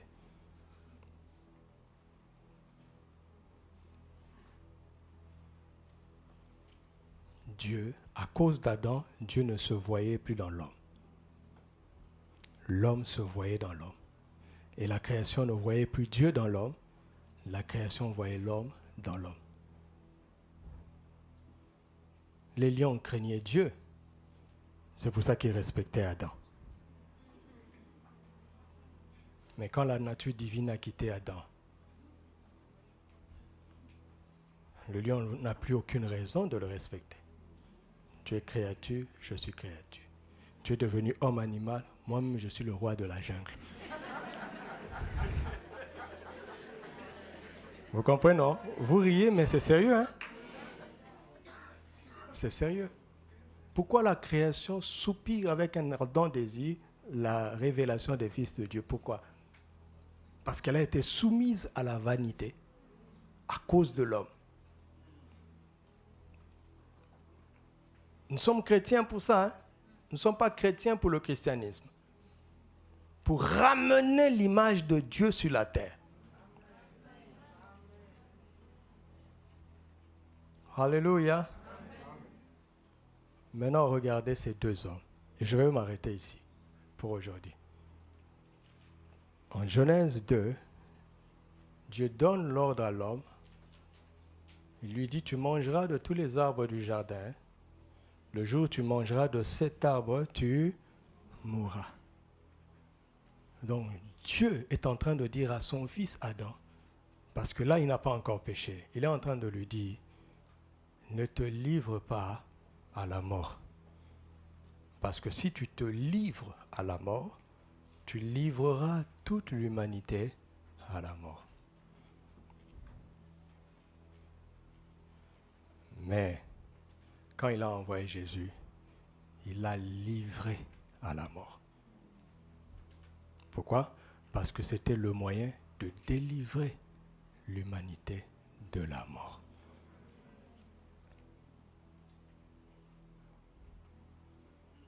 Adam a livré l'humanité à la mort.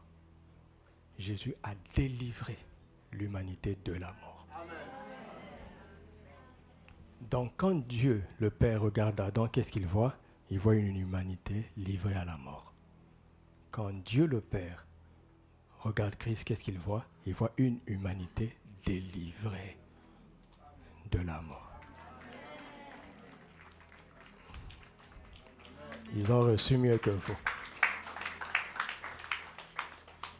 Maintenant, comment tu te vois?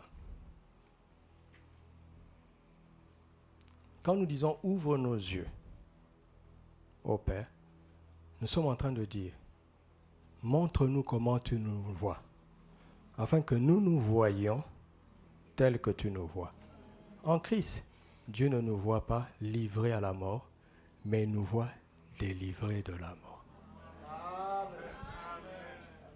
Donc il nous voit délivrés du péché. Il nous voit délivrés de la maladie. Il nous voit délivrés de la pauvreté. Tu crois pas ça? C'est comme ça que le Père te voit. Il dit, mais pasteur, je lutte encore. Tu luttes justement parce que tu ne sais pas qui tu es. Tu ne sais pas. C'est pourquoi Paul prie pour que Dieu illumine les yeux de nos cœurs.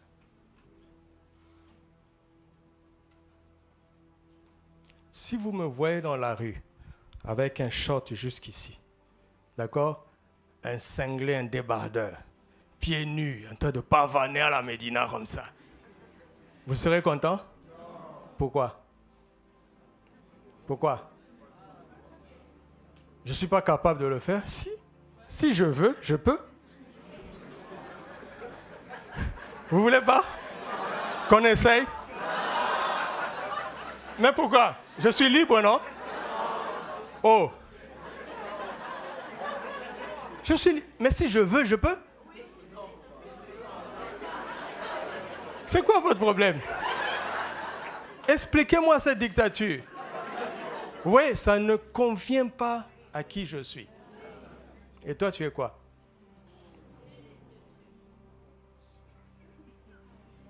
Parfois, je dis à ma femme, je dis, mais allez dire à ces filles-là qu'elles se promènent avec un pyjama.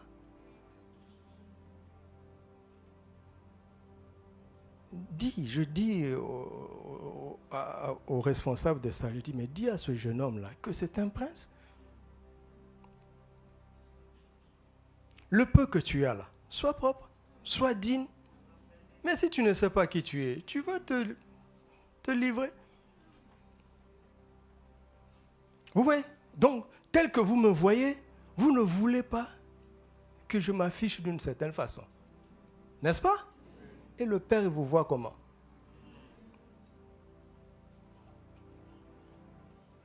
Il te voit comment?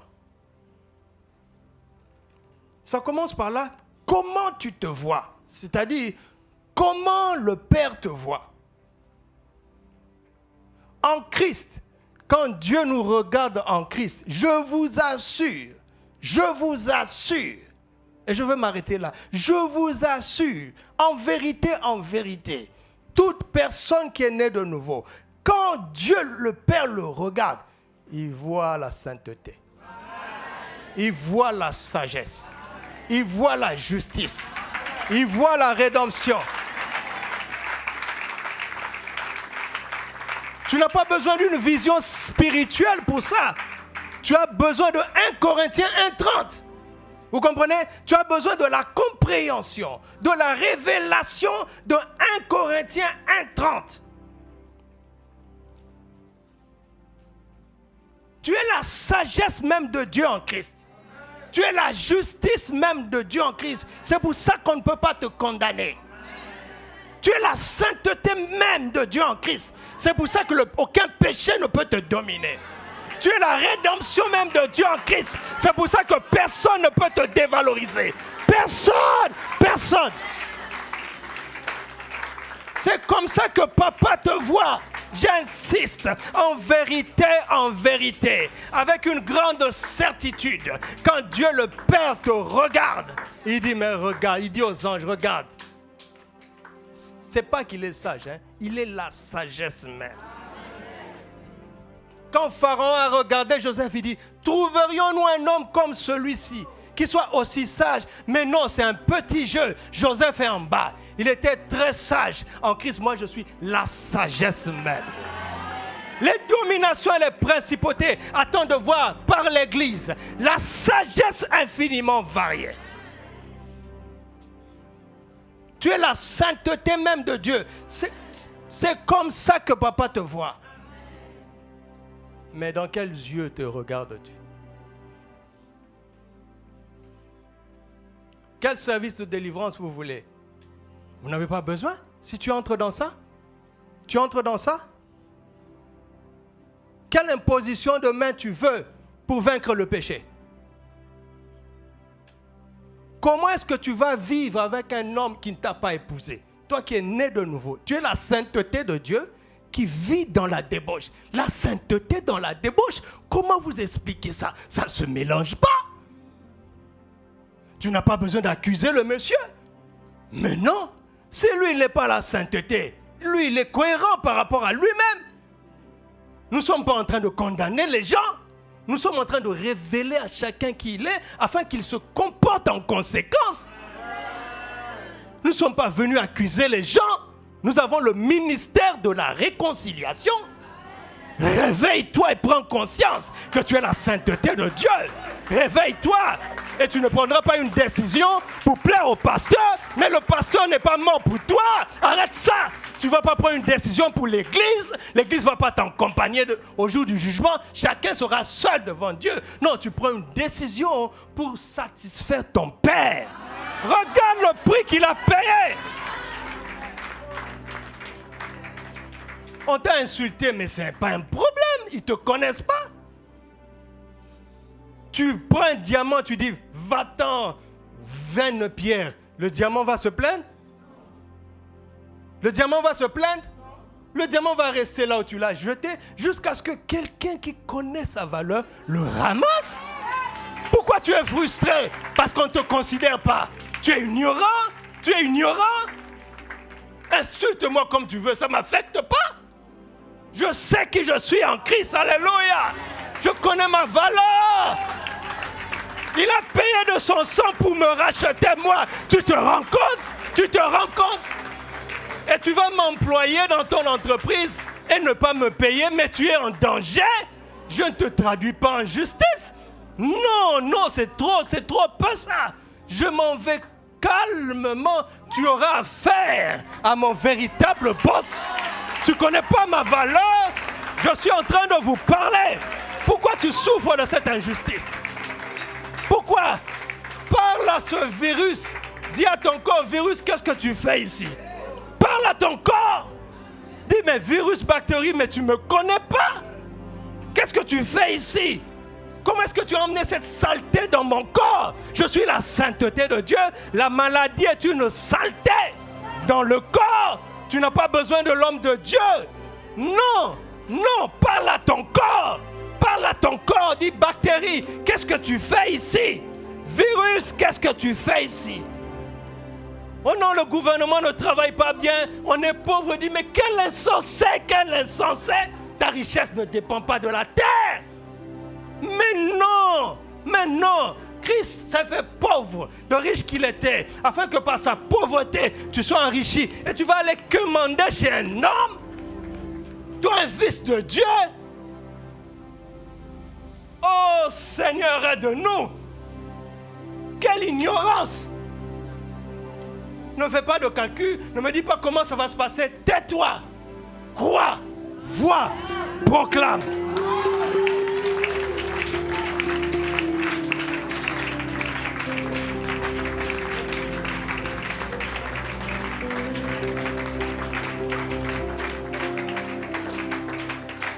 Si tu as vu, parle. Si tu as vu, commence à parler.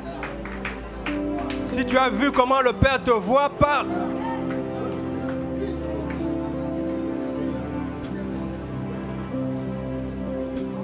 Tu as vu comment le Père te voit?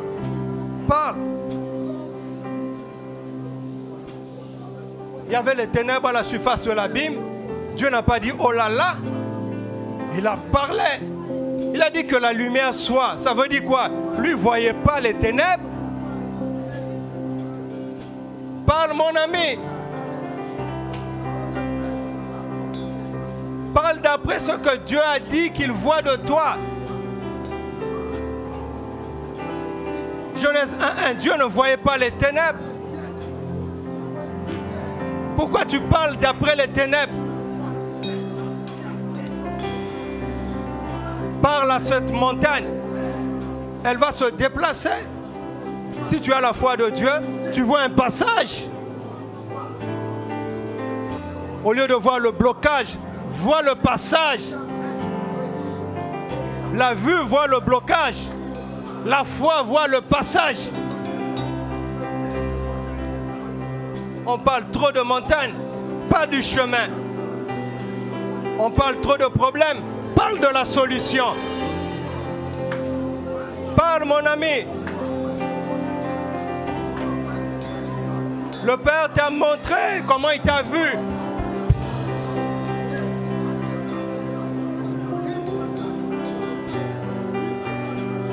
C'est dans ta bouche, dans ton cœur. La parole qui te sauve. Elle est près de toi. Dans ta bouche et dans ton cœur. C'est la parole de foi que nous proclamons. Oh merci Père. Merci Père. Parce qu'en Christ, tu nous vois délivrés de la mort. Tu nous vois délivrés de la mort. Merci Père. Merci Père. Merci Père. Merci Père. Tu nous vois en Christ. Tel il est, tel nous sommes maintenant. Merci Père. Merci Père. Merci Père. Nous acceptons la vision que tu as de nous. Nous acceptons ce que tu dis de nous. Nous le voyons, nous le contemplons et nous le déclarons au nom de Christ Jésus. Nous sommes ta sainteté dans cette génération. Nous sommes ta sainteté dans cette nation. Nous sommes ta justice dans cette nation, dans cette génération. Nous sommes ta sagesse dans cette nation, dans cette génération. Nous sommes ta rédemption dans cette nation, dans cette génération. Alléluia. Oh, chante barobo sia quinta prado ragadest. Mentaro da brica bo chatere de gratara da baco. On tabera do gostanteri da brato cobo chadere tekel. Endara namakoshi rate kadobo sentere de grataria da co. Indara bako brate kere de bo santere de gladara. E carabasen. C'est pourquoi au nom de Jésus, maintenant, je commande aux maladies de quitter les corps. Maintenant, dans le nom de Jésus, je commande à cette saleté de quitter ton corps. Que la sainteté prenne la place.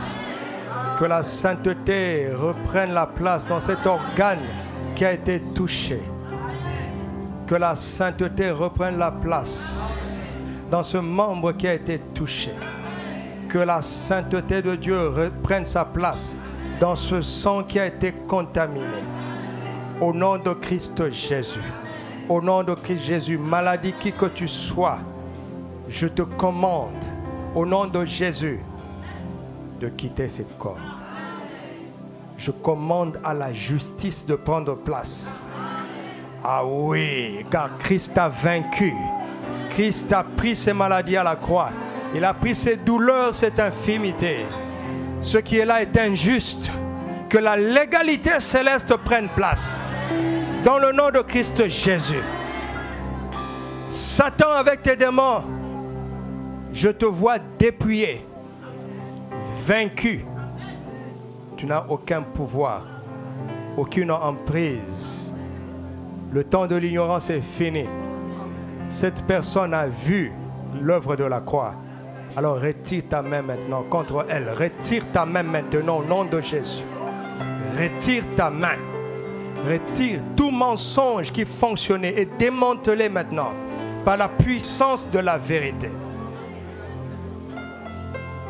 Toute tendance au mérite est détruite maintenant par l'esprit de la grâce. Recevez gratuitement. C'est la grâce, recevez sans aucun mérite. Recevez abondamment le don de la justice et la grâce de Dieu afin de régner dans cette vie par Jésus-Christ. Lui seul, lui seul, lui seul, lui seul. Que la sagesse que tu es commence à se manifester dès maintenant. Dès maintenant, la sagesse te donne des solutions. La sagesse te donne l'intelligence. La sagesse te donne les bonnes décisions. La sagesse te donne le bon choix. La sagesse te donne les bonnes performances. La sagesse te rend compétent. La sagesse te donne la direction divine. Au nom de Christ Jésus. Le règne de l'échec est fini. Car tu es la sagesse de Dieu. La sagesse ne peut pas échouer. La sagesse ne peut pas échouer. Recevez, entrez dans votre peau. Votre peau, c'est Christ. Entrez dans votre peau. Christ est votre peau. Entrez dans votre naturel. Christ est votre naturel. Changez le regard que vous avez de vous-même. Acceptez ce que Dieu voit de vous. Acceptez ce que Dieu dit de vous. Voyez-vous comme tel. et dites ce que Dieu dit. Ouvre ta bouche, dis encore ce que tu sens dans ton cœur, que tu dois dire à ton sujet. Tu te connais, tu connais tes luttes, Il y a un domaine spécifique où tu dois marteler. Parce que ces pensées t'ont emprisonné longtemps. Tu dois marteler, mon frère, ma soeur. Ne te décourage pas, martèle. Et cela devient ton nouvel état d'esprit. Cela devient ta nouvelle dynamique de pensée. Toute influence de complexe est brisée maintenant. Détruite maintenant. Toute forme de complexe est détruite maintenant. Dans le nom de Christ Jésus. Alléluia. Rendons-lui grâce. Merci au Père. Rendons grâce à Dieu notre Père. Merci au Père. Tu es merveilleux. Tu nous aimes. Et nous aussi nous t'aimons. Alléluia. Gloire à toi, ô Père. Gloire à toi, ô Père.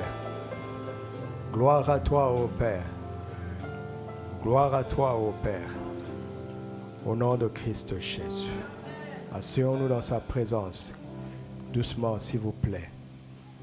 Nous allons donner l'occasion à quelqu'un de recevoir la nouvelle naissance. Tu as déjà accepté la parole. C'est bien. Maintenant, il faut un acte officiel, un acte solennel, où tu vas confesser que Jésus est ton Seigneur, afin qu'à partir de là, tu sois déclaré officiellement enfant de Dieu. Si tu es là, lève-toi. Lève-toi rapidement.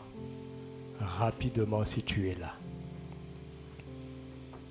C'est un acte officiel que tu vas faire. Même si tu as cru, il y a toujours un moment où devant l'autorité, on entre réellement, légalement, dans la réalité de ce qu'on a accepté. Je parle à ceux qui nous suivent en ligne, mais je parle à ceux qui sont ici aussi. Lève-toi pour recevoir Jésus comme ton Seigneur et être déclaré officiellement enfant de Dieu. Il y a une personne qui se lève au fond là en haut. Oui. Est-ce que c'est une deuxième personne?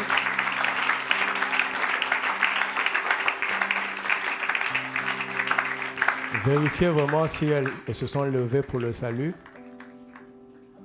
Si elles se sont levées pour le salut, acclamez, on va savoir que c'est le cas. Voilà, ils se sont levés pour le salut. Et ici en bas. Et vous qui nous suivez en ligne, si vous êtes dans le tabernacle, les responsables vont vous prendre en charge. Si vous êtes seul, écrivez-nous à l'adresse qu'ils vont donner, parce qu'un bébé né ne survit pas tout seul. Il doit être pris en charge, entretenu, accompagné. Vous qui êtes debout, dites cette prière après moi. Ô Dieu, dites-le de manière à ce que ceux qui sont autour de vous vous entendent. Ô Dieu, merci de m'avoir attiré ici en ce jour. J'ai entendu ta parole et je te remercie d'avoir toujours désiré m'avoir comme ton propre enfant. Aujourd'hui, je crois en Jésus-Christ, qui est le seul chemin, la vérité et la vie qui conduit au Père. J'accepte Jésus comme mon Seigneur et mon Sauveur personnel. Et en Christ Jésus, je me tiens devant toi maintenant comme ton enfant. Je reçois maintenant le pouvoir de devenir ton enfant. Et je suis maintenant ton enfant par la foi en Jésus-Christ. Tu es maintenant mon Père, ô Dieu. Je t'appelle aisément Papa. Abba, mon propre Papa. Merci pour cette grâce. Merci pour le salut. Au nom de Jésus-Christ. Amen. Gloire à Dieu. Alléluia.